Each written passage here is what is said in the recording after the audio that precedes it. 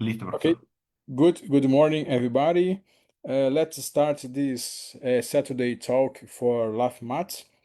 LAFMAT is our Latin American network for condensed matter in material science. It has several countries belonging to the network, including Argentina, Bolivia, Brazil, Chile, Colombia, Costa Rica, Ecuador, El Salvador, Mexico, Peru, and Venezuela. For now, we have around 18 universities and institutions included in this network. And for today, our speaker is Eduardo Bittar from CBPF, the Brazilian Center for Research in Physics in Rio de Janeiro. And few words about Eduardo. Eduardo made, please correct me if I'm wrong, Eduardo. He made the undergraduation in material engineering, sorry, in the south of Brazil, in the Rio Grande do Sul state, and then the master and PhD in Unicamp, the São Paulo state. And nowadays he is a researcher in the Brazilian Center for Research in Physics. And Eduardo, thank you for this opportunity to listen your talk. And the floor is yours.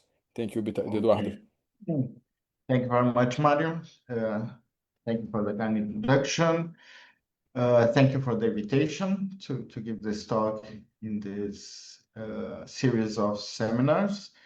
So, again, let me introduce myself. My name is Eduardo Bittar.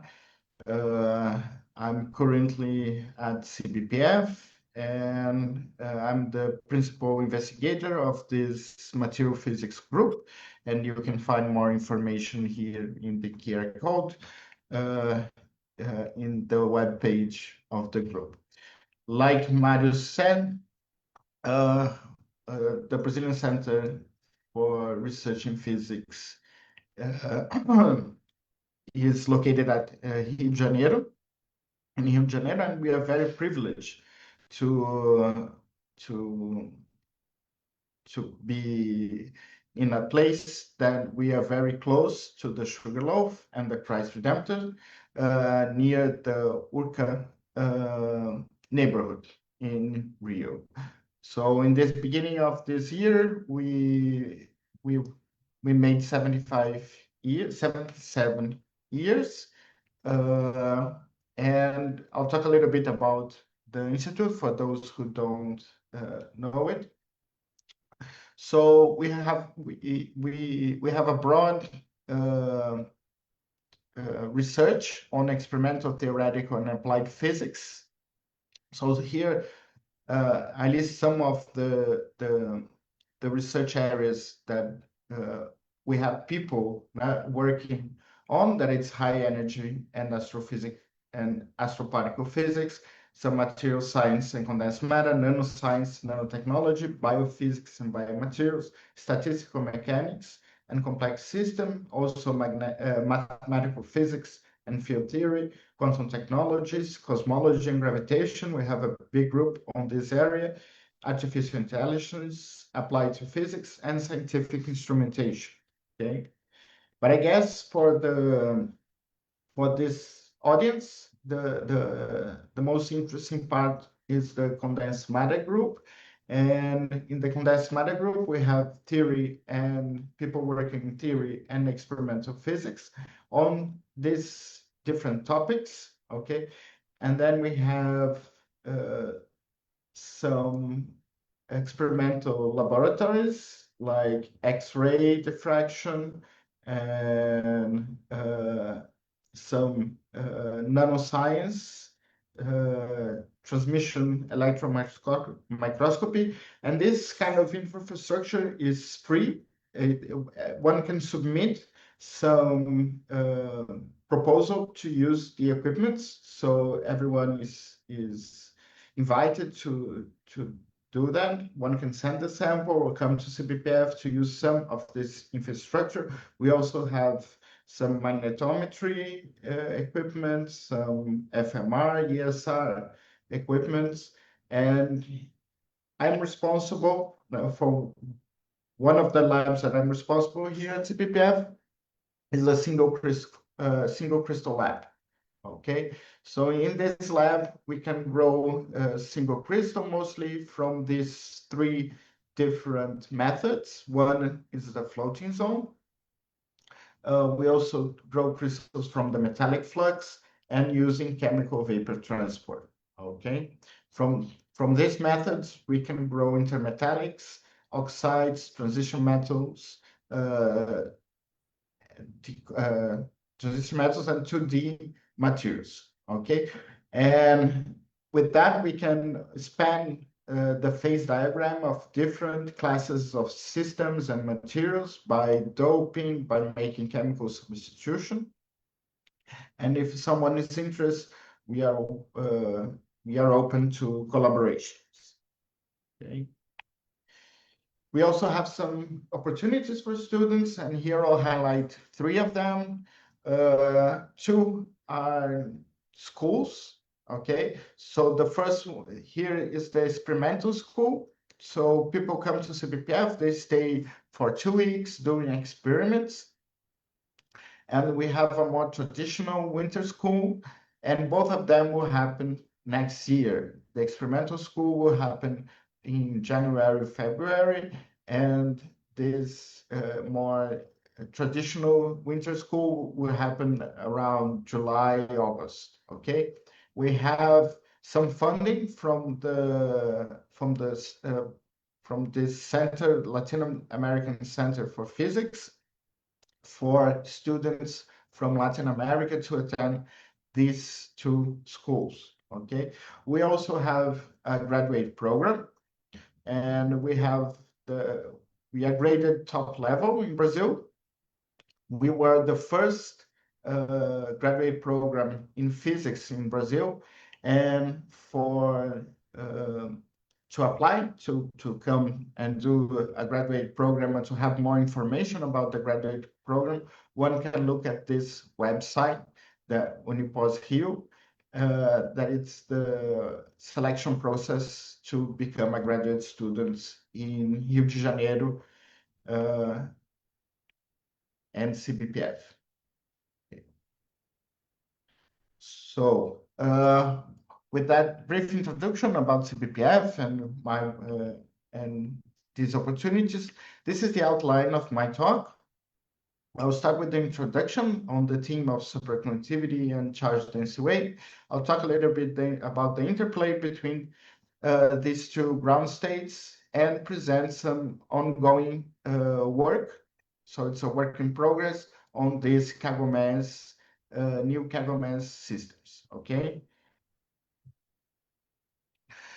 So as many of you know, superconductivity is a phenomenon that is characterized by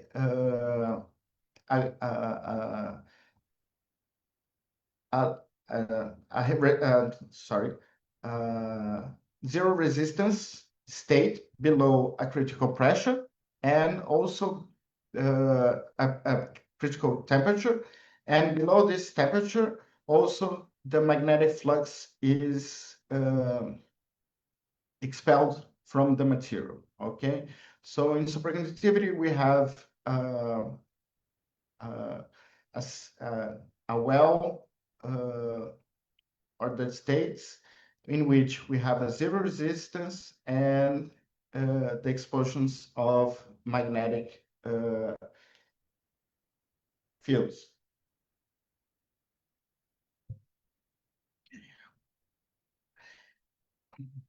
So this is a well-known phenomenon that was discovered in roughly 100 years ago, and it's quite studied. And but still, there's still some open questions regarding this ground state.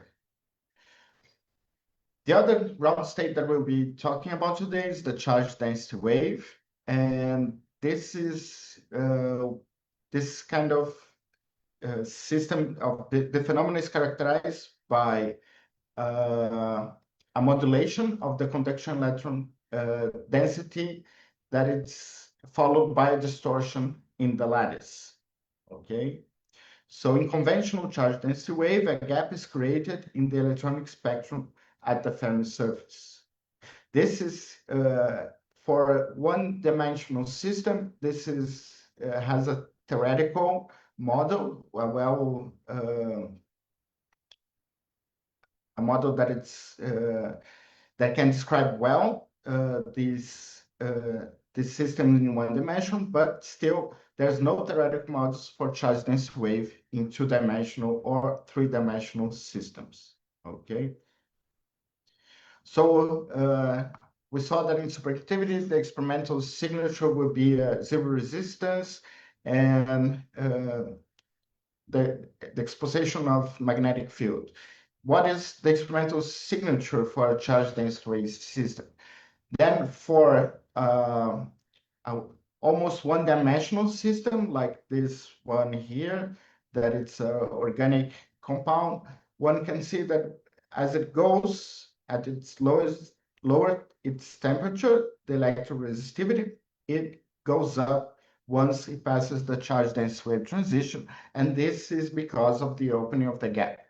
Okay, so you have the modulation of the conduction electrons and the opening of the gap, so the resistance goes up. In more three-dimensional system, you don't have this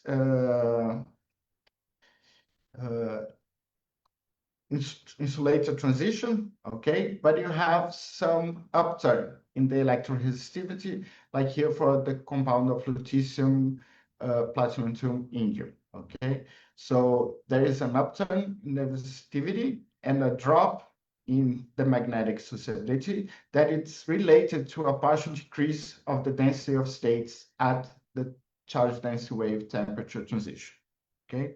One can also see the transition in STM, scanning tunneling microscopy experiments, where we can see the modulation of the electronic density of states as it lowers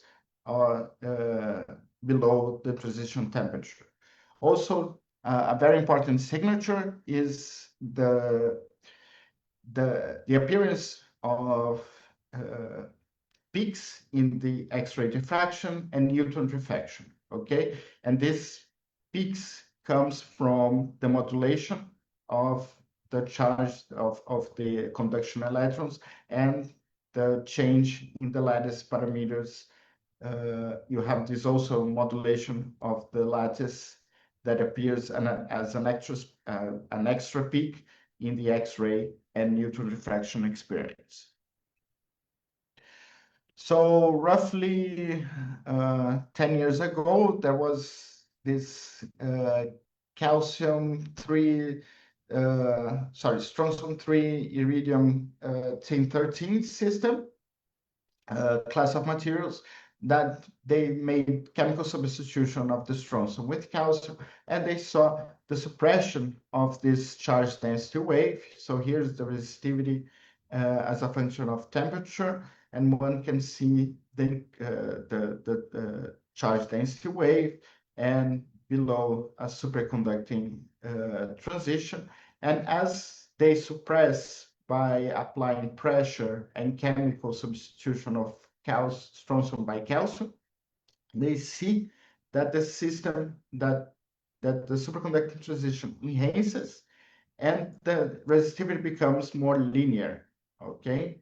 So with that, they infer that this material could be the suppression of the charge density wave could lead to a quantum phase transition, very similar to other systems, magnetic, that it's well known before. Okay, so another system, another material, class of materials that happens something similar is this lutetium platinum to indium, that by partial substitution of the platinum by palladium, one can see the suppression of the charge density wave and the enhancement of superconductivity. Okay.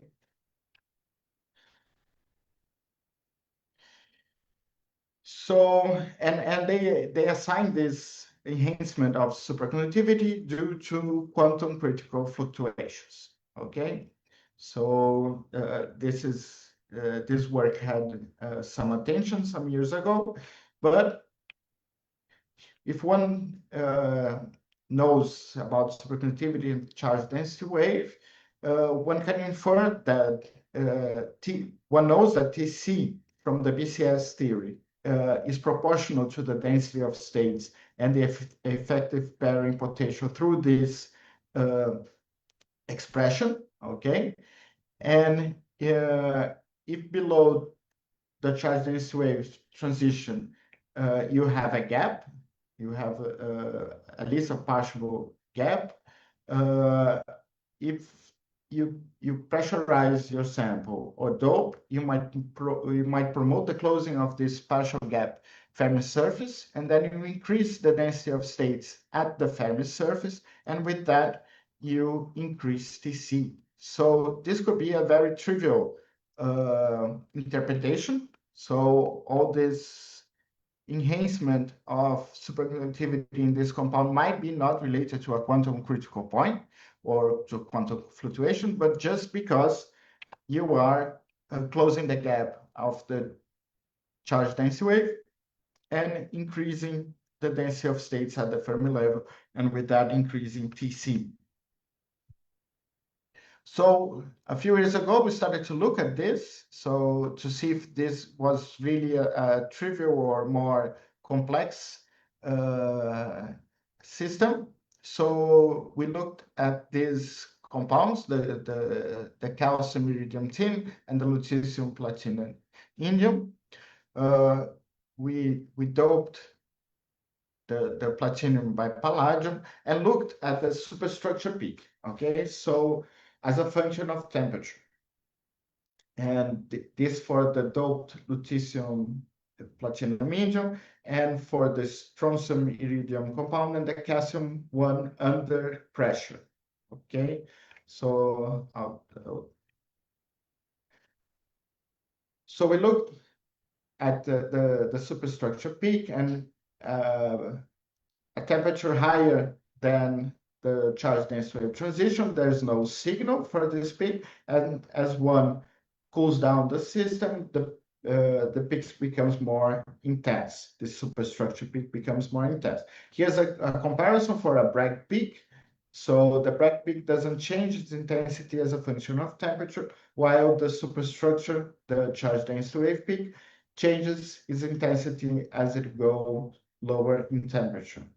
Okay, and if one looks at the integrated intensity of this peak as a function of temperature, one can obtain these curves, okay? And this intensity is proportional to the order parameter, okay, of the transition. Of the critical exponent of the order parameter of the transition. Okay, so I'll just summarize here. So what we see is that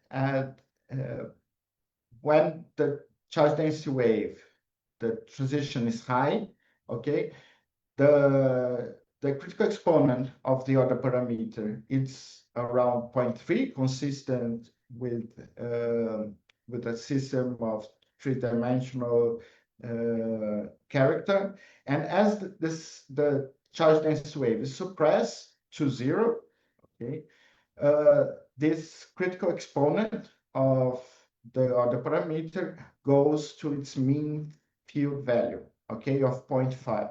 And this is expected. This is exactly what is expected when one has a quantum phase transition. Okay, so our conclusion is that in this both calcium iridium, this 313 system and this 121 system, as one suppresses the charge density wave, the system actually goes to a quantum phase transition. Okay. So despite having some quantum fluctuations that are important to this system. What is the interplay between the superconductivity and charge density wave in general? Okay, do they compete? Do they coexist? Do they cooperate, or they're just two independent ground states? Okay, and this is a very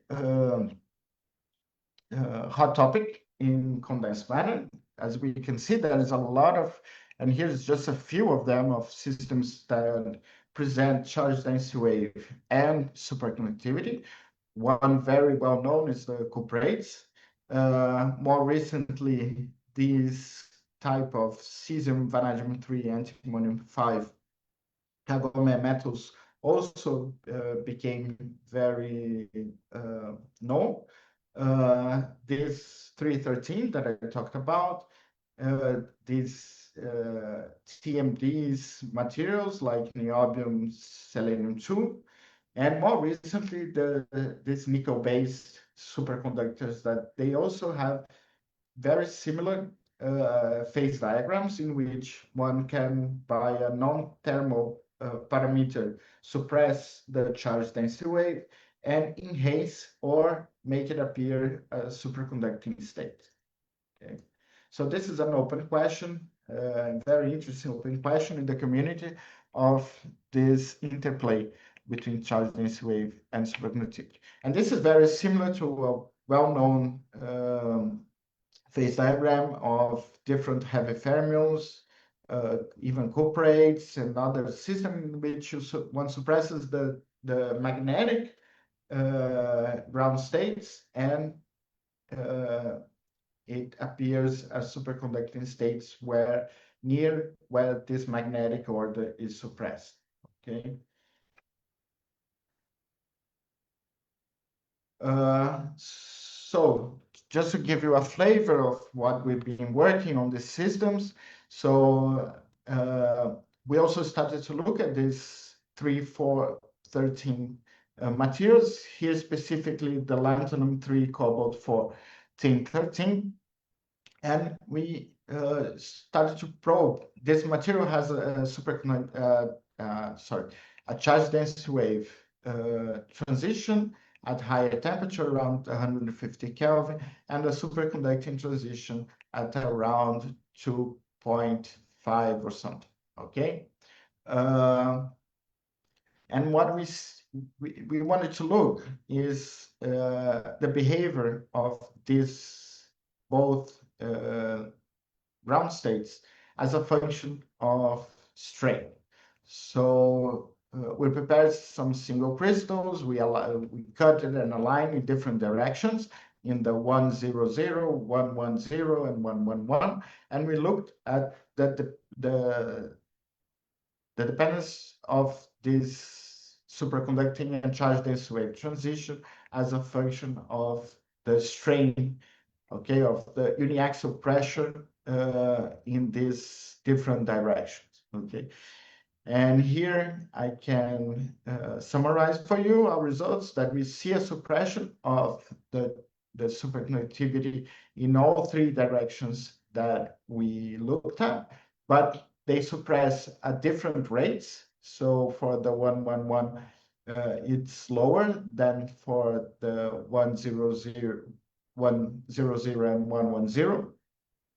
And for the charge density wave, this is a little bit different. Okay, yeah, I guess that's it. So, and we can conclude that this from this analysis that I didn't put here, but one information that we have that we conclude is that this is like a BCS superconducting state because of the behavior that it goes in different directions. In the same system, but now instead of cobalt, we use rhodium, okay? We looked at the superconducting, the charge density wave state below the superconducting state, in using X-ray diffraction. And here I'll summarize the results for this a very known result for this cuprate compound. And what they look, it's the charge density wave peak at the X-ray diffraction. And as I showed you before, there's an increase of the superstructure charge density wave peak as a function of temperature, okay? And once this cuprate goes in the superconducting state, the intensity decreases, okay? So for this compound, it seems there is a competition between charge density wave and superconductivity, as seen because the charge density wave, because as the system enters in the superconducting state, the intensity of the charge density wave peak decreases. And when they apply magnetic field, the intensity is brought back. So once the magnetic field kills the superconductivity, the intensity of the peak is normal, okay? And we try to look this. So our question was if in this kind of intermetallic compounds, the same physics is happening. So we measured the X-ray diffraction at low temperatures, okay? And we saw these peaks as a function of temperature. And what we see is that we don't observe any difference as the system enters in the superconducting state, okay? So this is work in preparation, but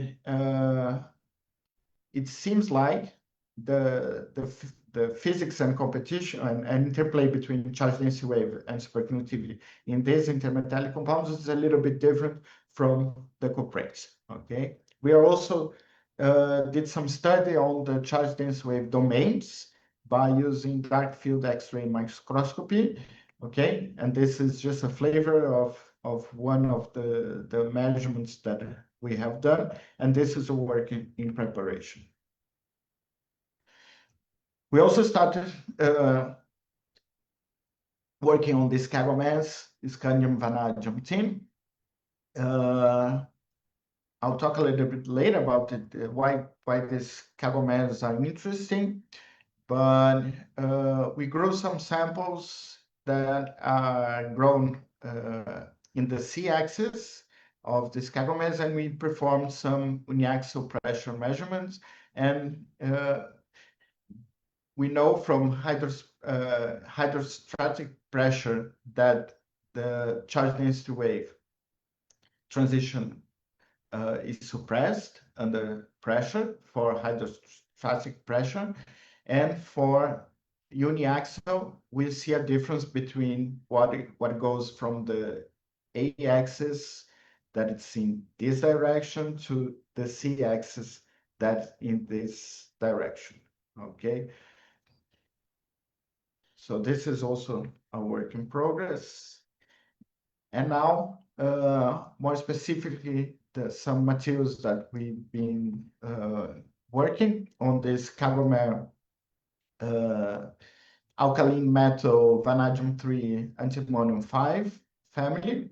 So why are these materials interesting? Well, they can have different properties.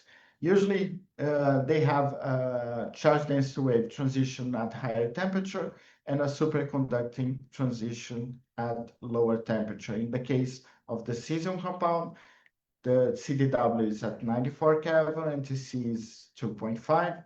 And for the rubidium, CDW is a little bit higher at 104 Kelvin, and superconductivity is much lower at 0.8, okay?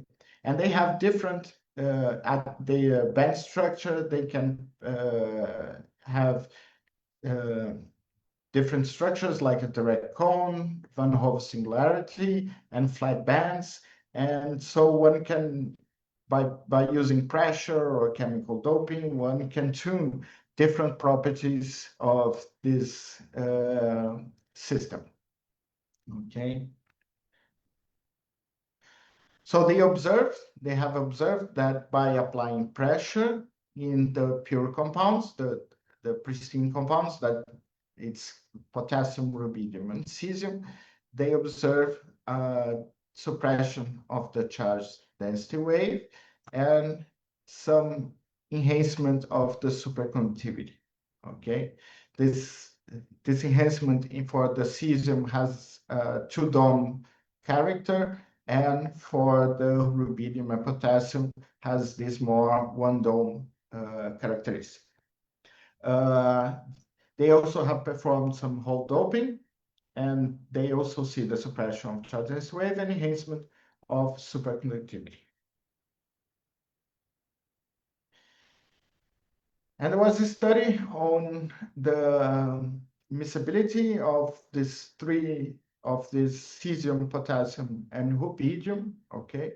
And they observed that as one goes from cesium to rubidium, Tc is monotonically decreases as a function of substitution.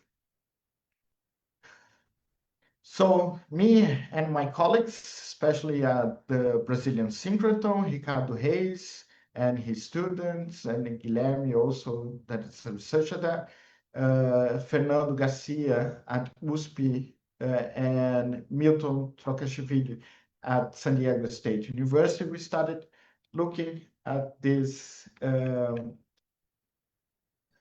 series of compounds of cesium, vanadium, antimonium, that it's chemical substituted by rubidium. So this is a work in progress. Here we have some crystals that we grew here at CBPF. So one can see that they have this plate-like characteristics.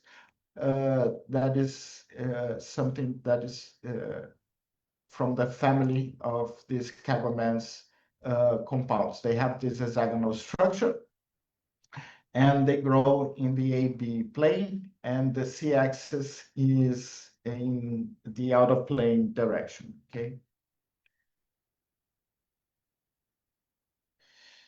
So this is our results for the series of our samples that we did. So we did the pristine samples. X0 is the cesium compound, X1 is the rubidium compound, and we did 10, 30, and 50% substitution. Okay, so we see a decrease of Tc as a function of doping. For the rubidium, we only measured down to 1.8, so we could not see the superconducting transition at 0.8. So here's the electrical resistivity as a function of temperature. We also looked at the magnetization, the magnetic susceptibility as a function of temperature. We also see this decrease of Tc as the rubidium content increases. We also see the charge density wave transition peak in the heat capacity and at low temperature of the superconducting state. And here we have our preliminary phase diagram, where we see an increase of the charge density wave and the decrease of the superconducting state, okay? So I looked at some structural properties. We looked at single-ray X-ray diffraction and the Brazilian synchrotron for these samples. And it seems there is some structural dependence of Tc, of the charge density wave, sorry, and the C parameter, okay? So this is also that has been seen in this work, that as one decreases the C content, the charge density wave enhances, okay? We also start looking at what would be the pressure effects then in these doped samples, okay? So here's the result for the 10% rubidium doping sample. we looked at the electroresistivity and the pressure. This is hydrostatic pressure. And we see some non-monotonic behavior of Tc as a function of pressure, and a decrease the suppression of the charge density wave as a function of pressure. And this might be something similar to what one sees in the cesium compound under pressure. This is the result for the 50% doped rubidium sample. So we see an increase of the superconducting state and a decrease of the charge density wave. What we started to look also is the magnetic field dependence of Tc at ambient pressure and at the highest pressure that we measure. So what it is that the critical field for the sample at ambient pressure is less than 0.8 Tesla, and when one increases the pressure, Tc also increases, and the magnetic, the critical field also increases almost 10 times. Okay, so this is something that we are looking on to interpret. We also performed some uniaxial strain on the 50%. Here we have just a preliminary result for the 50% doped sample. Sorry, here is wrong. It should be 0.5.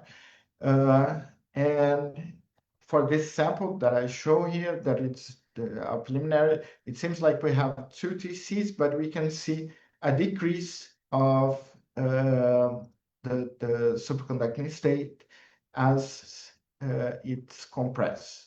Okay, this is already seen in the literature. For the pure compound, it's around 8% decrease in Tc as a function of strain for the same strain, and for the 50% doped, we see it decreases more rapidly Tc.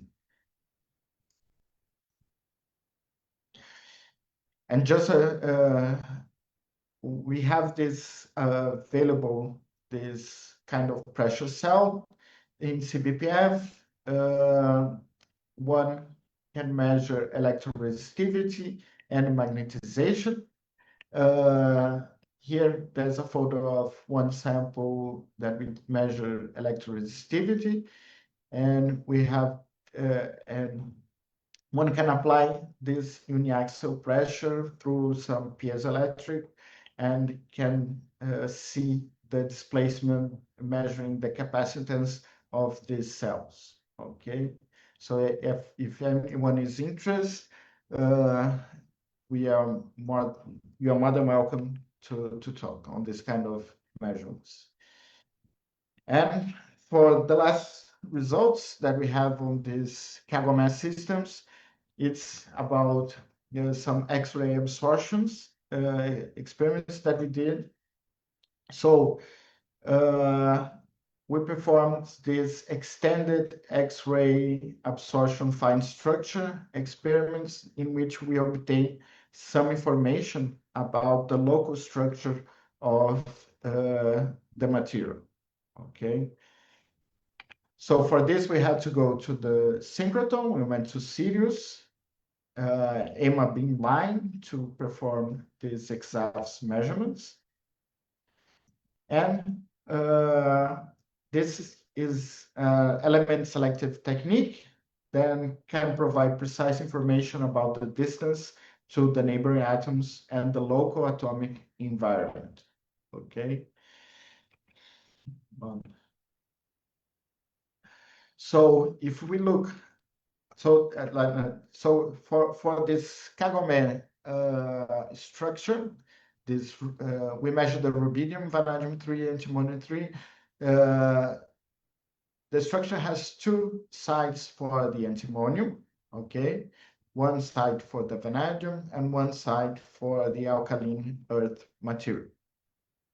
So we looked at the absorption at the antimonium edge.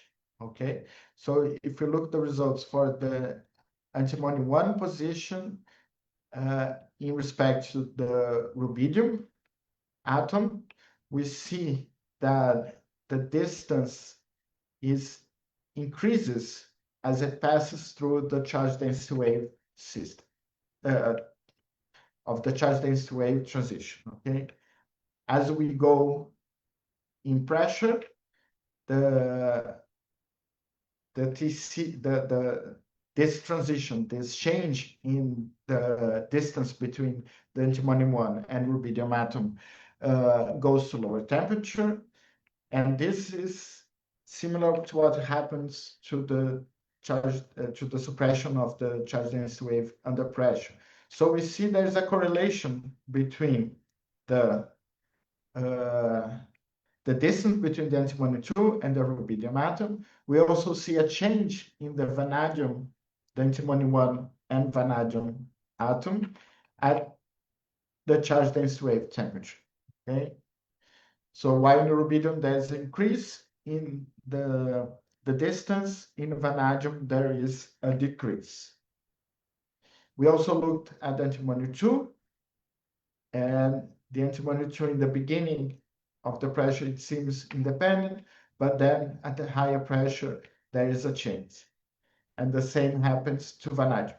Okay, so the distance between antimony 2 and the vanadium, sorry. So there is a difference between antimony 2 and antimony 1. So antimony 1 that it's in the plane here, and antimony 2 that it's out of plane.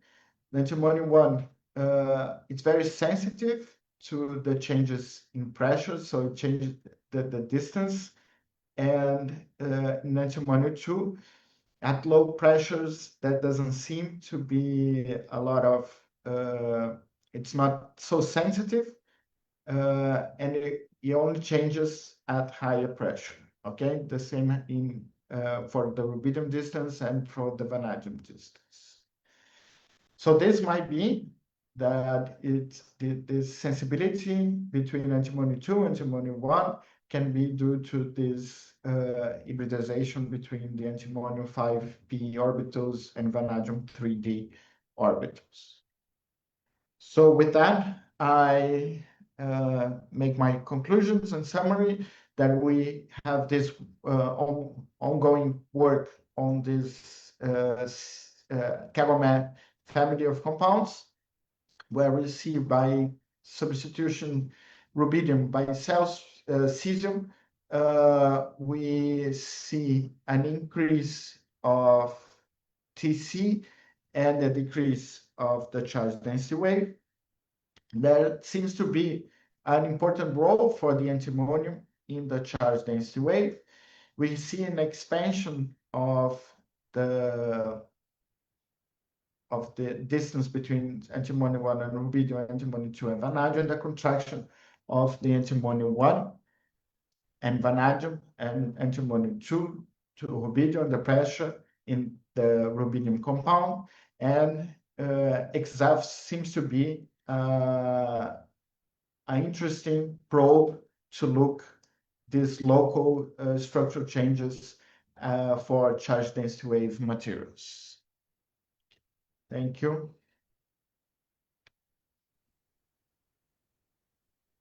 Eduardo, thank you for a nice talk. Let's start for the second part of our presentation. That's the questions from the panelists. Following the order of people appearing to me here, Sérgio Velasquez from Universidade de Callao, Peru. Do you have any questions to address?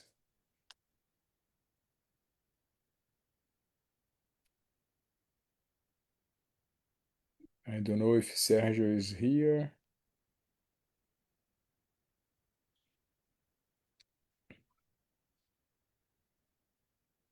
Okay, I can return to Sérgio in a few minutes. While that, let's skip to Stuart Holmes from UK. Stuart, do you have any questions to address? Eduardo, thank you for your presentation. There's a lot of information there. I have a few technical questions. I just made a list here. So you showed that hydrostatic pressure has a larger effect on the transition to the charge density wave in comparison to the TC. What's pressure doing? I think this is with respect to calcium, strontium, iridium, tin. One of the first slides. Yeah, this one here. What in this data here? I mean, TC is not changing at 18 kilobars. What's pressure doing? What's hydrostatic pressure actually doing to the material?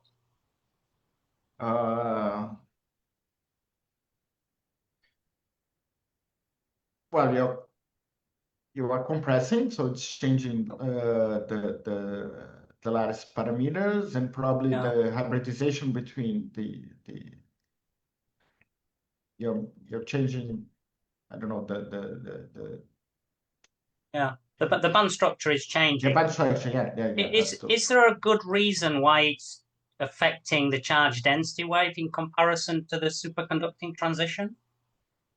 No, I wouldn't know that. It's just an observation. Yeah, I know with the hydrides, with the hydride materials, you need to go up to megabars to see any significant change, I think. Sure. The other question I have is, you showed some data for lanthanum nickel oxide, and it was the first first data I saw. This one. But this... you showed, I was trying to read the figure. You show the carrier density there. The carrier density is very... Oh, that's the Hall constant. Sorry, I was reading it as carrier density. Do you know what the carrier density is in the material? No, but they are, I think they're quite metallic. One can measure electronegativity. 10 to the 20 or 10 to the 20 or something like that. Yeah, I'm not sure how, but it decreases as a function of temperature. It's a bad metal or something like that. I have just maybe two more questions. Sure. When you have the transition to the charge density wave and the gap opens up, is it an activation of carrier density, or is it a change of the scattering rate that causes the change in the resistance? Do you know? I think it's a scattering than it's a scattering. Yeah. There's no change in the carrier density. I mean, there's a reorganization of the carrier density, but there's no ultimate change. Yeah, but I think in electroresistivity, there's too much scattering for other things that one can derive some activation thing. So, but yeah, I think it's more scattering. Thank you. I have one final question. It's an experimental question. You showed your very nice cell for applying stress, uniaxial stress. So you would set the stress and you would cool down the device. Does the stress change with temperature? Yes, it might. You have to apply a voltage to compensate to that. So. It's a piezoelectric, yes. Yeah. Is it significant or is it a small change? You know. I think it's a small. It doesn't have to be because the sample is very small. I think it depends also on the sample. The system that you're looking. If it's very sensitive, then if it compresses a lot, then it will strain. It depends. One has to understand like some trial and errors before how to compensate with when lowering the temperature. The skill of the experimenter is important. Yes. Yeah. Thank you. I will stop my questions there. Thank you. Very interesting talk and material. Thank you. Thank you, Eduardo. Thank you, Mario. Okay, thank you, Stuart, for your questions. Following the next one is Luis. Luis said that he has no questions, but thank you for your talk. And following here the order, Carlos Rudamas from El Salvador. Do you have any questions, please? Yes, I have. Good morning, everybody. Thank you very much for the very interesting talk. I have, in principle, two questions. The first one is concerning okay, you show a lot of very interesting research on results in this presentation. I would like to ask you, what is for you the most interesting application what this charge density wave matters can have, for instance, in technological devices? Good question. There is many, I know, but what you will highlight about the what you were talking about CDW? Okay, so I guess in my perspective, what it's interesting is to understand the interplay between how can one affect superconductivity in this way to know different system with charge density wave, and how can you obtain how can you enhance superconductivity? Okay, I guess this is, for me, it's the most interesting thing, is how to understand this connection between superconductivity and charge density wave. And once you have the system, how do you tweak the charge density wave to enhance superconductivity? Okay, thank you. And the second one is concerning the first slide what you have in your presentation. Because, for instance, in Central America, we are running a regional PhD programs, and the students have to make scientific stays abroad. I mean, outside from Central American countries. And you presented some very interesting opportunities for probably graduate and undergraduate student in order to work, for instance, in your lab. Yeah. There are financial funds in order that, for instance, Central American student can go to Brazil to your lab in order to continue or to make some kind of experiment.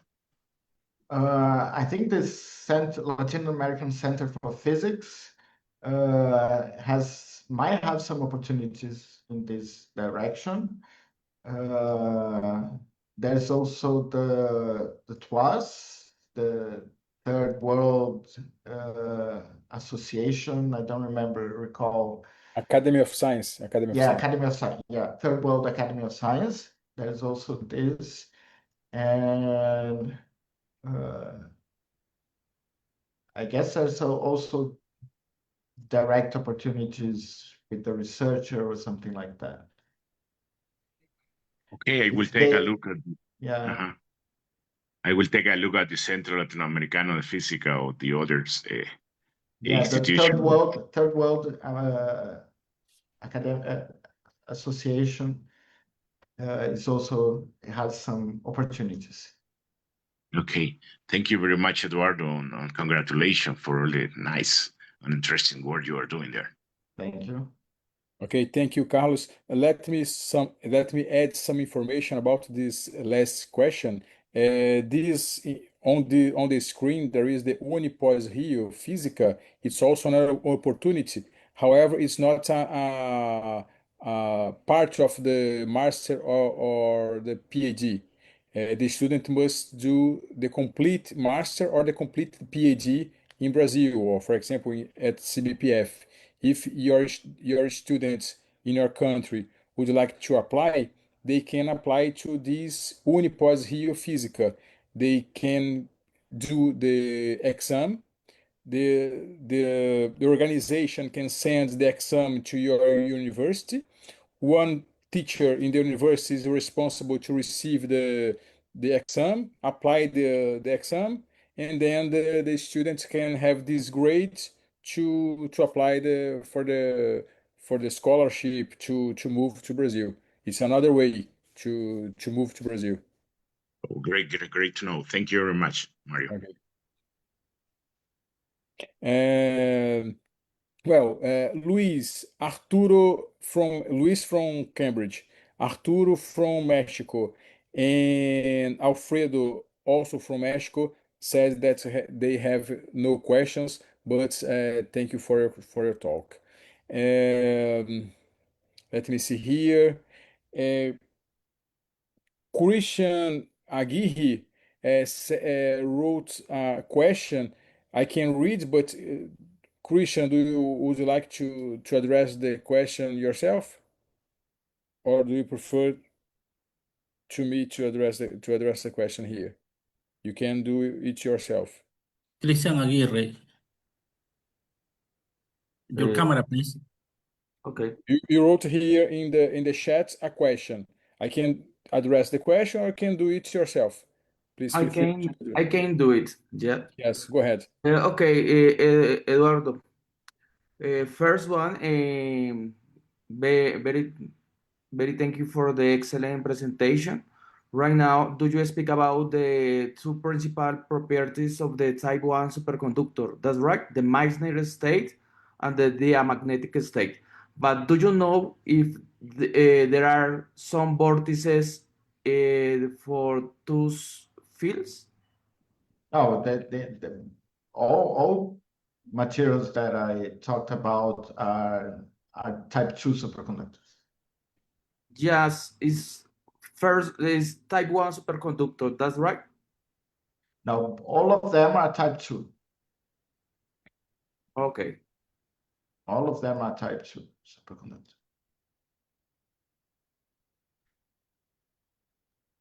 Okay, any other question, Christian? That's right. Okay, thank you. Daniel, from IME, close to CBPF. Are you there? How are you doing? Hello, Daniel. Hey, Mario. How are you doing? How are you doing? Okay, good morning, everyone. Eduardo, good presentation. Thank you. Could you show us the phase diagram, temperature as a function of pressure? I think it's almost the last one, close to the last. Yeah, this one. Yeah, perfect. Okay, as I see, there is a okay. Perhaps for me, for this phase diagram, maybe there is no signature of the superconducting state goes down, isn't it? Or maybe for No. The rubber, superconducting state, it's this black one. So it goes up, it goes down a little bit, and then goes up again. Yeah, but okay. So if you increase the external pressure, what is your guess? Maybe the superconducting state even increase or no? I don't know. Yeah, I ask him because I saw several experimental papers now, and okay, there is these two domes of superconducting states, but even if you increase the external pressure, it looks like decrease the superconducting state. It's not zero, but yeah. No, I think there's always, as one increases too much, that it suppresses superconductivity. I think this is okay. This is something, if you keep it, but I don't know how much, but if one keeps increasing, it will go down. It will go down. Okay. I think this is an experimental pattern, and I think it also has to do with the potential that you just keep making everything more hard, and it becomes difficult for superconducting states to exist. Okay, so another question I have is about the modulation, the Shaughnessy way. Maybe also there is a kind of nice vector for the Charity wave days for the modulation of the vector. And there is some, as I know, some experimentals that you can, maybe ARPs, maybe, then you can see the commensurate way of these Q vectors. In your case, in your experimental result, you have any signature of the state of Charity waves commensurate or incommensurate? For this Kagomez, we haven't looked. But for this 3, 4, 13 materials, we know that it's commensurate. Commensurate. This we measured and it's commensurate. But for this Kagomez, I think it's I think it's an open question still. There is some, yeah. I think that, but we didn't check. We personally didn't check that. Yeah, but there is some. Yeah, it's not very clear how it works. Yeah. That's right. Yeah. Okay, that's all. Thank you. Thank you. Thank you, Mario. Thank you, Daniel. And to conclude, Ximena from Colombia, do we have any questions? And the students outside the room? Thank you, Professor Mario. I don't have questions. I think that this is an interesting topic and interesting results. Thank you for the talk. In our social network, we don't have any question about this. The people only say thank you for this interesting topic. Thank you, Professor Mario. Okay, thank you, Ximena. And I think that's all. Eduardo, do we have any final words to address, to say to the network? No, just thank you for the invitation, and it was a pleasure. Okay, thank you. So I would like to ask to people to open the camera to say goodbye, and I wish you everybody a good weekend. Thank you. Thank you. Goodbye. Thank you, Eduardo. Mario, thank you. Okay, Thank you. bye-bye. Ciao. Thank you very much, Eduardo. Thank you. Bye-bye, bye-bye. Bye bye. It's Easter. Chao. Cerrar transmisión, Jimena. Sí, hasta luego a todos.